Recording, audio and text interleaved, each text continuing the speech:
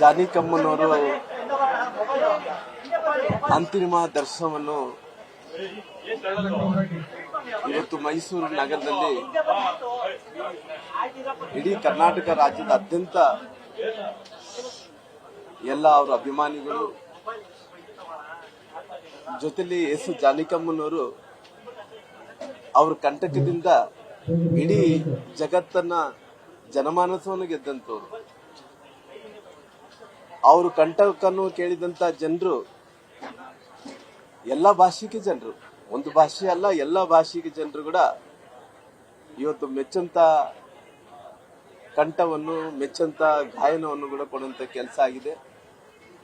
ಆ ತಾಯಿಯವರು ಕಳೆದ 9 ವರ್ಷದ ಹಿಂದ್ಗಡೆ ಮೊದಲನೇ ಹಾಡು ರಾಜ್ಕುಮಾರ್ ಅವರು ಜೊತೆಲಿ ಮೈಸೂರಲ್ಲೇ ಆಡಿದ್ರಂತೆ. ನಂತರ ಅವರು ಆಸೆ, ನನ್ನ ಕೊನೆಯ ಉಸಿರು ಮೈಸೂರಲ್ಲೇ ನನ್ನ ಅಂತ್ಯ ಸಂಸ್ಕಾರ ಮಾಡಬೇಕು ಅನ್ನಂತ ವಿಚಾರವನ್ನು ಕೂಡ ಅವರು ಸಂಬಂಧಿಕರ ಜೊತೆಲಿ ಅವರು ಹೇಳಿರೋ ಕಾರಣ ಅವ್ರ ಇಚ್ಛೆ ನೋಡ್ರಿ, ನಾನು ಮೊದಲನೇ ಹಾಡು ಮೈಸೂರಲ್ಲೇ ಆಡಬೇಕು, ನನ್ನ ಕೊನೆಯ ಉಸಿರು ಮೈಸೂರಲ್ಲೇ ಕಳಿಬೇಕು ಅನ್ನಂತ ಇಚ್ಛೆ ಏನಿತ್ತೋ, ಆ ಸಂಕಲ್ಪ ಏನಿತ್ತೋ, ಆ ತಾಯಿ ಗಟ್ಟಿಯಾದಂತ ಒಂದು ನಿರ್ಧಾರವನ್ನು ತಗೊಂಡು ಇವತ್ತು ಅವರು ದೈವಾಧೀನರಾಗಿದ್ದಾರೆ. ನಾವೆಲ್ಲರೂ ಕೂಡ ಪ್ರಾರ್ಥನೆ ಮಾಡೋದಿಷ್ಟೇ, ಅವ್ರ ಕಂಟಕಕ್ಕಂತೂ ಯಾರು ಸರಿಸಾಟಿಯಾಗಿ ಬರ್ಲಿಕ್ಕೆ ಸಾಧ್ಯ ಆಗಲ್ಲ. ಆದ್ರೆ ಕೂಡ ಇವತ್ತು ಸಣ್ಣ ಹುಡುಗರು ಹಾಡಾಡಂತ ಟೈಮಲ್ಲಿ ಸಣ್ಣ ಹುಡುಗರ ಧ್ವನಿ, ದೊಡ್ಡವರು ಹಾಡಾಡಂತ ಟೈಮಲ್ಲಿ ದೊಡ್ಡವರು ಧ್ವನಿಯಾಗಿ ಬಹಳಷ್ಟು ಒಳ್ಳೆ ಹಾಡುಗಳನ್ನು ಕೂಡ ಕೊಟ್ಟಿದ್ದಾರೆ. ಹಂಗಾಗಿ ಆ ತಾಯಿಗೆ ನಾವೆಲ್ಲರೂ ಕೂಡ ಪ್ರಾರ್ಥನೆ ಮಾಡೋದಿಷ್ಟೇ, ಯಾವುದು ಶಾಶ್ವತ ಅಲ್ಲ, ಮನುಷ್ಯ ಹುಟ್ಟಿದ ಮೇಲೆ ಸಾಯ್ಲೇಬೇಕಾಗುತ್ತೆ. ಹುಟ್ಟಿದಂತ ಸಂದರ್ಭದಲ್ಲಿ ಸಾಯುವಂತ ಸಂದರ್ಭದಲ್ಲಿ ಏನು ಒಳ್ಳೆ ಕೆಲಸಗಳು ಮಾಡಿದರೋ ಅವೆಲ್ಲ ಕೂಡ ನೆನಪು ಮಾಡ್ಕೋಬೇಕಾಗುತ್ತೆ. ಹಂಗಾಗಿ ಆ ತಾಯಿ ಎಲ್ಲಿದ್ರು ಕೂಡ ಆತ್ಮಕ್ಕೆ ಶಾಂತಿಯನ್ನು ದೊರಲಿ. ಅವ್ರ ಕುಟುಂಬಸ್ಥರು ಎಲ್ಲರೂ ಕೂಡ ಬಂದು ಇವತ್ತು ಅಂತ್ಯ ಸಂಸ್ಕಾರದಲ್ಲಿ ಪಾಲ್ಗೊಂಡಿದ್ದಾರೆ. ಹಂಗಾಗಿ ನಮ್ಮ ಶಾಸಕರು ಸಾಹೇಬರು ಕೂಡ ಇಲ್ಲೇ ಇದ್ದು ಎಲ್ಲರೂ ಆ ತಾಯಿಯ ಸೇವೆಯನ್ನು ಮಾಡುವಂತ ಕೆಲಸ ಮಾಡ್ತಾ ಇದ್ದಾರೆ. ಹಂಗಾಗಿ ಬಹಳಷ್ಟು ಅವ್ರ ಕುಟುಂಬಸ್ಥರು, ನಮ್ಮ ಶಾಸಕರು ಎಲ್ಲರೂ ಕೂಡ ಸೇರಿ, ನಮ್ಮ ಮಾಜಿ ಮೇಯರ್ ಶಿವಕುಮಾರ್ ಅವರು, ಸತೀಶ್ ಅವರು ಎಲ್ಲರೂ ಕೂಡ ಸೇರಿ ಇವತ್ತು ಸೇವೆಯನ್ನು ಮಾಡ್ತಾ ಇದ್ದಾರೆ.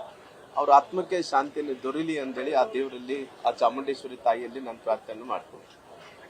ಇವತ್ತು ಕನ್ನಡ ನಾಡಿನ ಮತ್ತು ಇಡೀ ದೇಶದ ಸಹೃದಯರಿಗೆ ಮತ್ತು ಇಡೀ ದೇಶದ ಜನರಿಗೆ ಒಂದು ದುಃಖದ ದಿನ. ಕಾರಣ ಏನು ಅಂತಂದ್ರೆ, ನಮ್ಮನ್ನ ಸುಮಾರು 50-60 ವರ್ಷಗಳ ಕಾಲ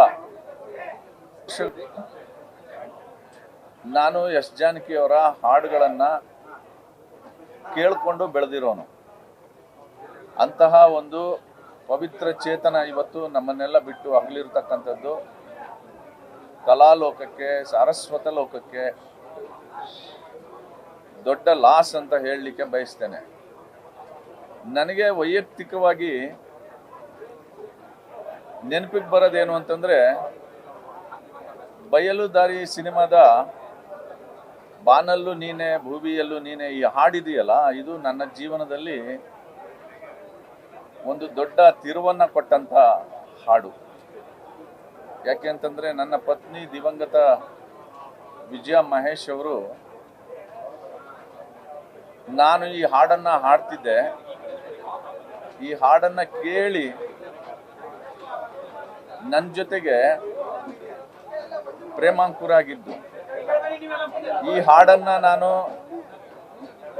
ಹಾಡ್ತಿದ್ದೆ, ಜೊತೆಗೆ ಮೌತಾರ್ಗನಲ್ಲಿ ನುಡಿಸ್ತಿದ್ದೆ. ನನಗೆ ಪ್ರಿಯವಾದಂತ ಹಾಡು. ಸೊ ನನ್ನನ್ನ ವಿಜಯ ಮಹೇಶ್ ಅವ್ರನ್ನ ಜೋಡಿಸಿದಂತ ಹಾಡು, ಈ ಹಾಡನ್ನ ಹಾಡಿದವರು ಎಸ್ ಜಾನಕಿ ಅವರು. ಸೊ ಆ ಕಾರಣಕ್ಕೆ ಈ ದಿನ ನನಗೆ ವೈಯಕ್ತಿಕವಾಗಿ ದೊಡ್ಡ ಲಾಸ್ ಅಂತ ಅನ್ಸುತ್ತೆ.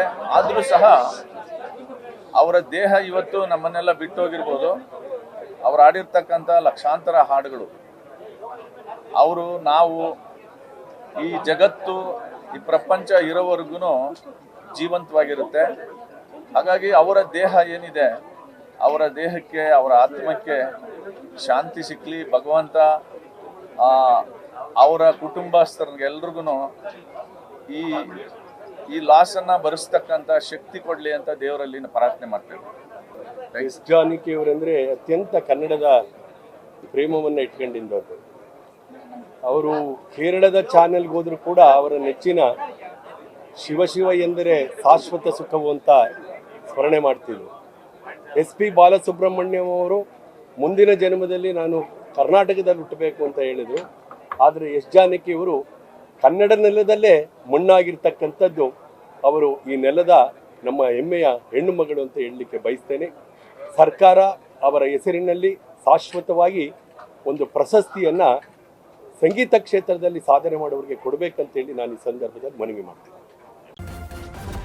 ನ್ಯೂಸ್ ಫಸ್ಟ್ ನಿರ್ಭೀತಿಯಿಂದ ನಿಮ್ಮ ಪರವಾಗಿ.